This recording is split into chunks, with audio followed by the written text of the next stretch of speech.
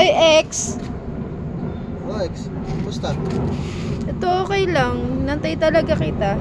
Sakay na. May pupuntahan ka ba? Oo eh. Ah. Magpapaalam sana ako sa'yo. Tungkol saan? Yung kaibigan mo, sinasama na ako sa kanila eh. Doon na yata kami magsasama, tapos magpapakasal din kami. Ganun ba? Okay. Masaya ako para sa inyo. Baka bukas na ang alis namin. Sige, mag-ingat na lang kayo. Basta baguhin mo na yung sarili mo. Magtino ka na. Teka, bakit parang namamutaw yung mata mo? Ito? Problema ka, no? Hindi, wala. Sabihin mo, may problema ka. Meron eh. Ano yun?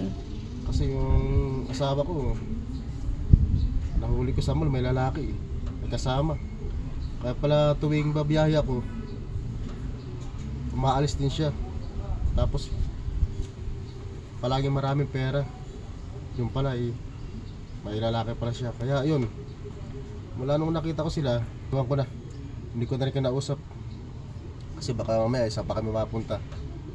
Kaya yun, single na ulit ako. Ganun ba? Oo. Kung ikaw masaya na rin ako. Di salamat. Sige.